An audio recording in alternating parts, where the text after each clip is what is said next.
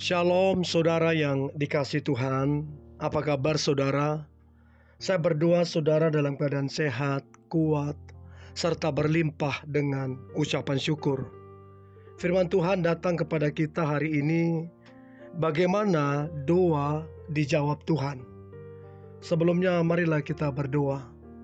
Tuhan Yesus yang baik, terima kasih buat kasih setia Tuhan yang tidak pernah habis-habisnya di dalam kehidupan kami. Kami percaya Tuhan bahwa hari ini adalah hari yang sangat baik, hari yang Tuhan berkati. Tentunya kehidupan kami diberkati Tuhan. Kalau sebentar Tuhan kami akan merenungkan firman-Mu, urapilah kami agar kami mengerti firman-Mu, terlebih kami menjadi pelaku firman-Mu. Kami sangat percaya firman ini akan sangat menguatkan kami, memulihkan kami, dan memberkati kami. Di dalam nama Tuhan Yesus kami dengarkan firman-Mu, haleluya, amin. Bagaimana doa dijawab Tuhan?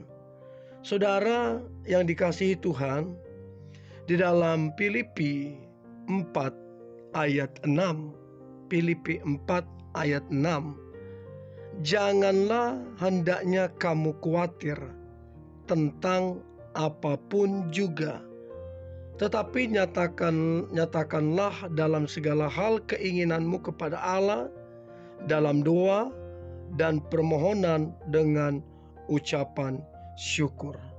Saudara, dikatakan nyatakanlah segala keinginanmu kepada Allah di dalam doa. Artinya kalau dikatakan di dalam doa, artinya doa itu sangat penting. Bahkan dilanjutkan dengan ucapan syukur. Orang yang berdoa adalah orang yang juga bersyukur. Orang yang hidup bersyukur adalah juga orang yang berdoa. Jadi saudara, segala keinginan kita nyatakanlah kepada Allah di dalam doa. Doa adalah nafas kehidupan. Doa tidak bisa dipisahkan di dalam kerohanian kekristenan kita.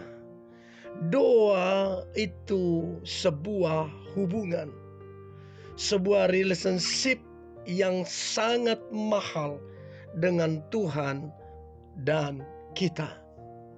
Orang yang berdoa akan keluar menjadi orang yang kuat. Orang yang berdoa akan keluar sebagai orang pemenang.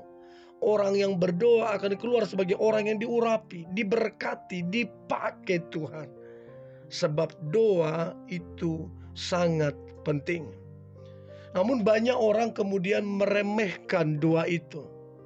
Banyak orang tidak tertarik menjadi pendoa. Banyak orang kalau dikatakan doa semalam suntuk, maka banyak orang yang kurang tertarik di situ. Padahal doa itu sangat powerful. Doa itu mengandung kuasa. Doa itu mengandung berkat. Nah, pertanyaannya adalah, apakah kita benar-benar suka doa atau tidak? Jadi saudara yang dikasihi Tuhan, doa itu hal yang sangat ajaib. Ada satu cerita yang menarik. Seorang pria yang tidak bisa berenang mengalami kebanjiran. Ia adalah seorang yang percaya kepada Tuhan, dan dia juga orang yang rajin berdoa dan religius. Karena banjir kian lama kian tinggi hingga mencapai pinggangnya, lalu pria itu berdoa dan meminta pertolongan Tuhan. Maka tak lama saudara, datanglah regu penolong mengendarai perahu karet. Lalu regu itu berkata kepada pria ini, "Ayo, kemari, lompat ke sini," kata mereka. Namun pria ini menolak karena dia berkata, aku mau bahwa Tuhan sendiri yang akan menolong dia. Lalu kemudian perahu itu pun pergi. Saudara, air itu terus naik hingga setinggi dadanya. Lalu pria itu mulai panik, mulai ketakutan, dan dia berdoa lagi. Lalu datang kemudian regu penyelamat yang kedua. Sama, disuruh naik. Dan lagi ia menolak. Dia berkata, enggak apa-apa. Tuhan akan menolong saya. Apa yang terjadi saudara? Kini air itu sudah mencapai dagu, mencapai hidungnya. Lalu kemudian si pria itu berdoa lagi. Hingga datanglah regu ketiga dengan menggunakan helikopter. Namun pria ini juga dengan jawaban yang sama, dengan nada yang keras, dia menolak lagi bantuan yang ketiga itu. Maka apa yang terjadi saudara? Pria ini tenggelam dan dia meninggal dunia. Dan dalam perjalanannya menuju ke alam baka, lalu ia bertemu dengan Tuhan dan bertanya, Tuhan, aku sudah berdoa supaya Engkau menyelamatkan aku. Mengapa Engkau tidak menolongku? Lalu Tuhan berkata kepadanya, aku sudah kirimkan 2 perahu karet dan 1 helikopter untukmu, tapi kau menolak pertolonganku. Jadi saudara, doa adalah hal yang bagus, adalah hal yang luar biasa. Tapi kita mesti tahu juga cara Tuhan menjawab doa itu unik. Kita mesti mengenal cara Tuhan. Nah saudara, ada beberapa hal yang perlu kita pelajari. Bagaimana kemudian Tuhan menjawab doa. Bagaimana kemudian cara Tuhan menjawab doa. Nah yang pertama saudara, bertekun. Bertekun di dalam doa. Nah kita harus hidup bertekun. Kita nggak boleh hari ini semangat, besok males, hari ini antusias, besok males. Doa yang begitu bukanlah doa yang powerful.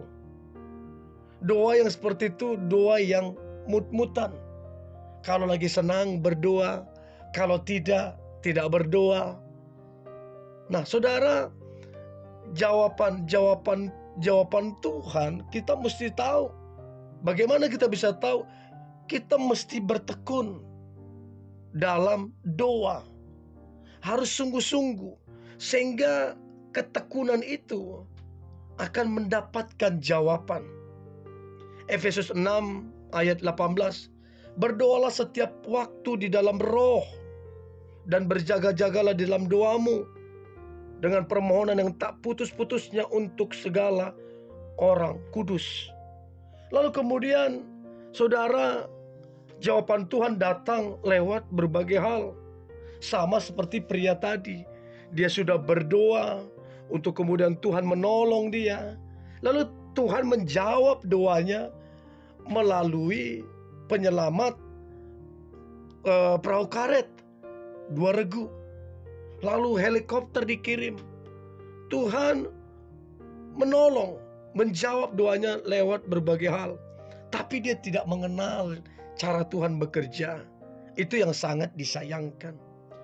Lalu kemudian saudara, apa yang kita doakan harusnya kita perjuangkan. Jadi kita bukan cuma berdoa, lalu kita duduk diam manis, lalu kita malas-malasan. No, perjuangkanlah apa yang kita doakan. Bukan berarti dengan kekuatan manusia kita tanpa Tuhan, bukan. Tetap kita mengandalkan Roh Kudus, tapi harus kita perjuangkan dengan sungguh-sungguh, dengan seluruh yang terbaik di dalam kehidupan kita. Sehingga doa itu kita temukan jawabannya. Saudara yang dikasihi Tuhan, Matius 7 ayat 7, mintalah maka akan diberikan kepadamu, carilah maka kamu akan mendapat, ketoklah maka pintu akan dibukakan bagimu. Jadi saudara, mintalah maka akan diberikan, carilah maka akan mendapat. Saudara yang dikasihi Tuhan, saya berdoa jawaban doa yang saudara terima adalah yang terbaik, dan saudara bisa mengetahui cara Tuhan menjawab doa kita, sehingga kita tidak salah menilai, tidak kecewa, justru kita bersyukur dengan cara Tuhan yang ajaib menjawab doa kita. Di dalam nama Tuhan Yesus, kami berdoa dan mengucap syukur. Haleluya. Amin.